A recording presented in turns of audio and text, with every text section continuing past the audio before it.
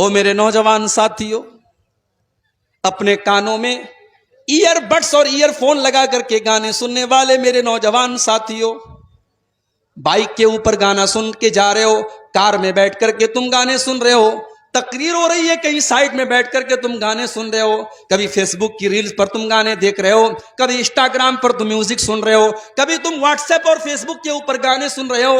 او میرے نوجوان ساتھیوں، یہ تم گانے کیوں سن رہے ہو؟ یہ تم میوزک کیوں سن رہے ہو؟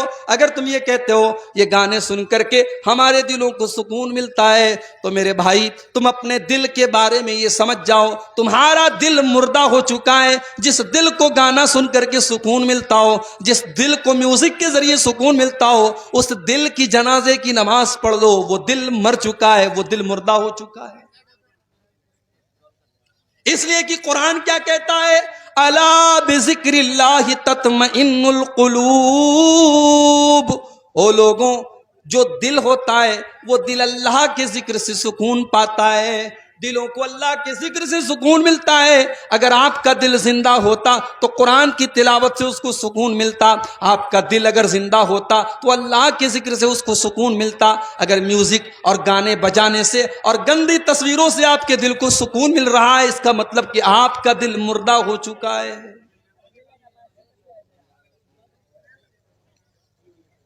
عبداللہ بن مسعود رضی اللہ تعالیٰ عنہ، اللہ کے پیارے نبی کہتے ہیں عبداللہ تم قرآن پڑھ کے سناؤ۔ حضرت عبداللہ کہتے ہیں اے اللہ کے نبی میں آپ کو قرآن پڑھ کے سناؤں؟ یہ قرآن تو آپ ہی کے اوپر اترا ہے، میں کیسے آپ کو قرآن پڑھ کے سناؤں؟ اللہ کے پیارے نبی نے فرمایا اے عبداللہ صحیح بات ہے کہ قرآن میرے اوپر اترا ہے، مگر آج میں قرآن کسی اور کی زبان سے سننا چاہتا ہوں۔ اے عبداللہ تم قرآن کی تلاوت کرو، میں سننا چاہتا ہوں۔ حضرت عبداللہ کہتے ہیں میں سورہ نساء کی تلاوت کرنے لگا، سورہ نساء میں پڑھنے لگا، میں تلاوت کرتا چلا جا رہا ہوں، اللہ کے نبی غور سے سنتے چلے جا رہے ہیں۔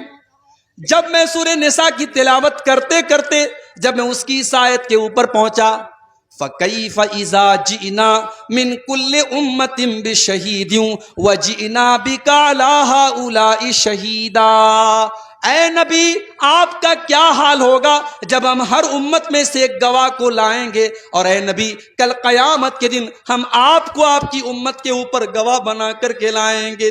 اللہ کے نبی جب اس آیت کو سنتے ہیں آپ کو اپنی ذمہ داری کا احساس ہونے لگتا ہے، آپ کے دل میں یہ خیال آتا ہے کل قیامت کے دن میری امت کے بارے میں مجھ سے پوچھا جائے گا۔ اللہ کے نبی کی آنکھوں سے آنسو بہنے لگتے ہیں، اللہ کے نبی رونے لگتے ہیں، اور آپ کہتے ہیں کہ عبداللہ بس کرو، اے عبداللہ رک جاؤ۔ حضرت عبداللہ کہتے جب میں نے نظریں اٹھا کے دیکھی فَإِذَا عَيْنَاهُ تَذْرِفَانِ، اللہ کے نبی کی آنکھوں سے آنسو بہ رہے تھے، اللہ کے نبی رو رہے تھے، آپ کو اپنی ذمہ داری کا احساس تھا۔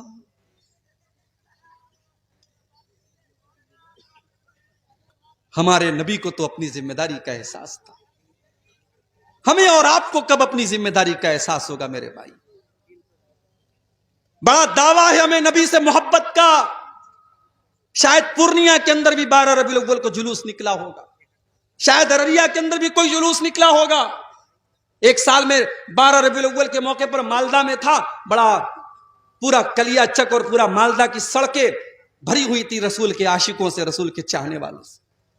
بڑے دعوے ہیں صاحب ہمیں رسول سے محبت کے، کوئی گھروں کو سجا رہا ہے، کوئی گھروں میں جھنڈے لگا رہا ہے، کوئی بائک پہ جھنڈی لگا رہا ہے، کوئی ڈی جے بجا رہا ہے، کوئی نبی کی نعتیں بجا رہا ہے، کوئی ہرے رنگ کا کپڑا پہن کے نکلے ہوئے ہیں۔ دعوے تو بڑے لمبے چوڑے ہیں نبی سے محبت کے، مگر نبی کا اخلاق کہاں ہے میرے بھائی؟ نبی کی سیرت کہاں ہے؟ نبی کا کردار کہاں ہے؟ وہ نبی جس نے اپنے لیے کبھی کچھ نہیں بنایا، دنیا سے گئے کوئی پراپرٹی نہیں بنائی، کوئی اپنے بچوں کے لیے کوئی مال نہیں چھوڑا، کبھی عیش و آرام کی زندگی نہیں گزاری۔ آخری دن اللہ کے نبی کا سوموار کو آپ کا انتقال ہوتا ہے، اور سنڈے کو اتوار کی رات میں اللہ کے نبی کے گھر میں جو چراغ جلتا ہے اس چراغ کا تیل بھی پڑوسی سے ادھار لیا جاتا ہے۔ یہ زندگی گزاری اللہ کے پیارے نبی نے۔ آپ کے گھر میں کوئی فرنیچر نہیں ہے، کوئی مسیری نہیں ہے، کوئی آرام دہ گدا نہیں ہے۔ حضرت عمر ایک مرتبہ اللہ کے نبی کے کمرے میں آتے ہیں، دیکھتے ہیں ایک معمولی سی چٹائی بچھی ہوئی ہے، ایک معمولی سا تکیہ رکھا ہوا ہے، تھوڑی سی جو رکھی ہوئی ہے، ایک پانی کا پیالہ رکھا ہوا ہے۔ یہ اللہ کے نبی کا کمرہ ہے، یہ اللہ کے نبی کی کل کائنات ہے۔ حضرت عمر فاروق کی آنکھوں میں آنسو آ جاتے ہیں اور کہتے ہیں اے اللہ کے نبی، آپ اللہ کے نبی ہو کر اور ہم سب کے سردار ہو کر، ہم سب کے آقا ہو کر آپ ایسی زندگی گزارتے ہیں۔ اے اللہ کے نبی، قیصر و کسریٰ تو اپنے اپنے دربار میں عیش و آرام سے رہتے ہیں، آپ ایسی زندگی کیوں گزارتے ہیں؟ اللہ کے نبی فرماتے ہیں اما ترضا ان تکون لہم الدنیا ویکون لنا الاخرہ۔ اے عمر، کیا تم نہیں چاہتے کہ قیصر و کسریٰ کو تو دنیا مل جائے اور تمہارے نبی کو آخرت کی نعمتیں مل جائیں، تمہارے نبی کو اللہ کی نعمتیں مل جائیں؟ کیا تم یہ نہیں چاہتے؟ اس نبی نے اپنے لیے کچھ نہیں بنایا، اپنے بچوں کے لیے کچھ بھی نہیں بنایا۔ آخری دن جب اللہ کے نبی کا انتقال ہونے والا ہے، آپ کے گھر میں جو جو آتا ہے وہ آپ کی ذرا ایک یہودی کے گھر میں گروی رکھی جاتی ہے تو اس کے بدلے میں جو آپ کے گھر میں آتا ہے۔ اس نبی نے پتھر بھی کھائے، اس نبی نے پیٹ پر پتھر بھی باندھے، اس نبی نے 2 مہینے تک اس نبی کے گھر میں چولہا نہ جلائے۔ میرے پیارے ساتھیوں، یہ ساری تکلیفیں اللہ کے نبی نے کیوں اٹھائی ہیں؟ بس ایک ہی دھن تھی آپ کو، ایک ہی چنتا تھی، ایک ہی فکر تھی، ایک ہی ٹینشن تھی کہ اللہ کے بندے اللہ کی توحید پر آ جائیں، اللہ کے بندے صحیح راستے پر آ جائیں، اللہ کے بندے جہنم سے بچ جائیں۔ اور یہ چنتا اور یہ ٹینشن آپ کو اتنی زیادہ تھی کہ اللہ نے قرآن میں کہہ دیا فَلَعَلَّكَ بَاخِعٌ نَفْسَكَ عَلَىٰ آثَارِهِمْ إِن لَّمْ يُؤْمِنُوا بِهَٰذَا الْحَدِيثِ أَسَفًا۔ اے نبی، آپ کو لوگوں کے ایمان کی اتنی فکر ہے کہ کہیں آپ ان کے پیچھے اپنی جان نہ جوخم میں ڈال دیں، کہیں آپ اپنی جان نہ دے دیں، آپ کو اتنی فکر ہے۔ آپ کو بس ایک ہی فکر ستاتی تھی کہ لوگ ایمان لے آئیں، لوگ توحید پر آ جائیں، لوگ جہنم کی آگ سے بچ جائیں۔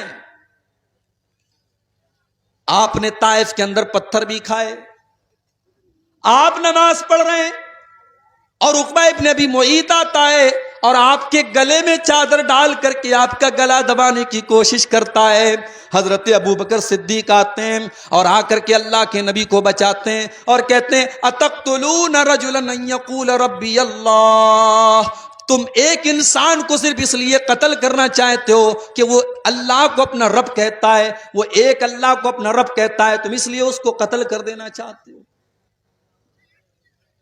نماز کی حالت میں آپ کے اوپر اونٹنی کی بچہ دانی لا کے رکھ دی گئی، آپ کے اوپر احد کے میدان میں ایسا حملہ کیا گیا کہ آپ کا چہرہ لہو لہان ہو گیا، آپ کے سر سے خون ٹپا ٹپ گر رہا تھا اور آپ کے دانت توڑ دیے گئے، آپ کو زہر دیا گیا، آپ کے اوپر پتھر گرا کر کے آپ کو جان سے مارنے کی کوشش کی گئی، آپ کو آپ کے وطن سے نکالا گیا، آپ کی زندگی میں آپ کی بیٹی کو ایسا حملہ کیا گیا آپ کی بیٹی کے اوپر کہ آپ کی بیٹی کا انتقال ہو گیا۔ میرے پیارے ساتھیوں، یہ سارے دکھ اللہ کے نبی نے کیوں اٹھائے؟ اللہ کے لیے اٹھائے، اللہ کے دین کے لیے اٹھائے، اللہ کی رضا کے لیے اٹھائے۔ ہم بھی تو اسی نبی کا کلمہ پڑھنے والے ہیں، ہمیں اپنی ذمہ داری کا احساس کب ہوگا؟ ہم اسلام کے لیے اور اپنے دین کے لیے کیا کر رہے ہیں؟ جلسہ کر رہے ہیں؟ بہت بڑا تیر مار لیا بھائی صاحب آپ نے، بڑی دور سے چل کے آپ آئے ہیں، آج چمنی بازار میں جلسہ ہے، مگر ذرا اپنے دلوں کو ٹٹولنا کہ کس مقصد کے لیے آئے۔ مقصد اگر یہ ہے کہ عبدالغفار صاحب آئیں گے، تقریر سنیں گے اور صبح آپس میں باتیں کریں گے صاحب تقریر کیسی تھی، اگر یہ مقصد تھا، یا بہت ساری ہماری عورتیں آئی ہیں کہ چلے آج دیکھیں گے منیر الدین صاحب، ان کو دیکھیں گے آج وہ کیسے دکھنے میں لگتے ہیں، ان کو دیکھنا مقصد تھا، تو معاف کیجئے پھر آپ کا مقصد یہاں آنے کا گڑبڑ ہے۔ انما الاعمال بالنیات، بخاری کی پہلی حدیث ہے، عمل کا ثواب تو نیت کے حساب سے ملے گا۔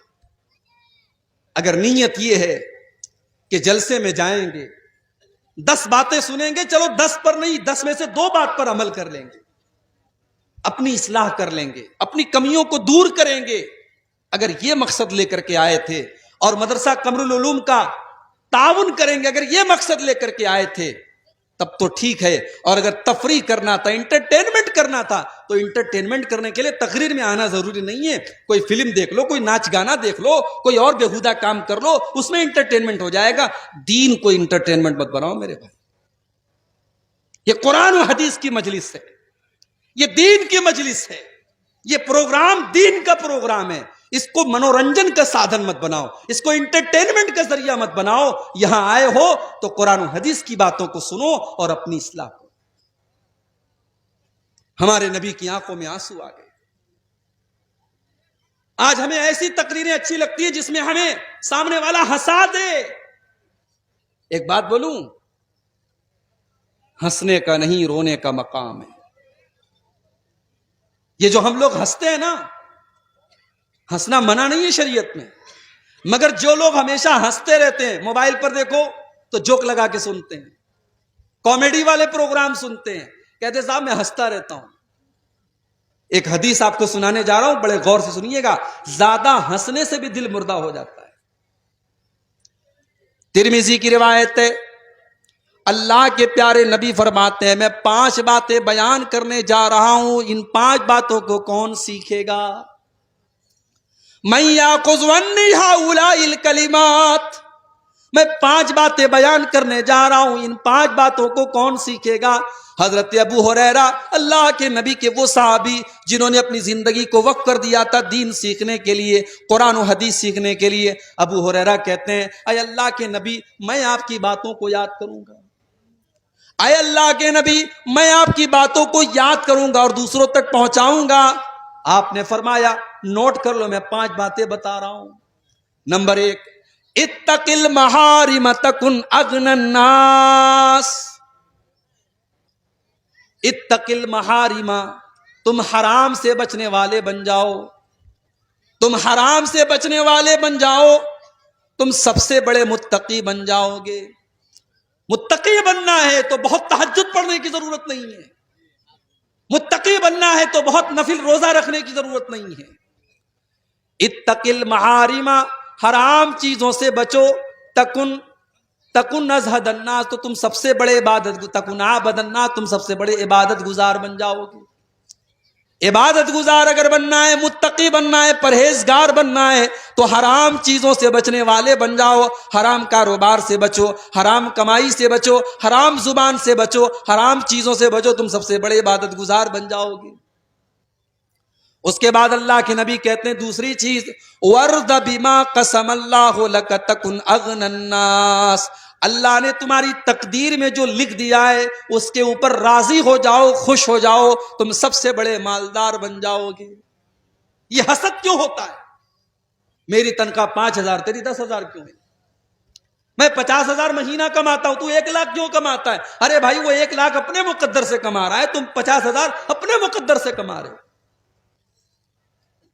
50,000 کا تم بھی 1,00,000 کرو، محنت کرو، کوشش کرو. تمہاری تقدیر میں اگر 1,00,000 لکھا ہے دنیا کی کوئی طاقت چھین نہیں سکتی ہے، اور تمہاری تقدیر میں نہیں لکھا ہے تو تم سارے طریقے اپنا لو، تم 1,00,000 روپیہ نہیں کما سکتے. تو تقدیر میں اللہ نے جو لکھ دیا ہے اس پر راضی رہو، خوش رہو. محنت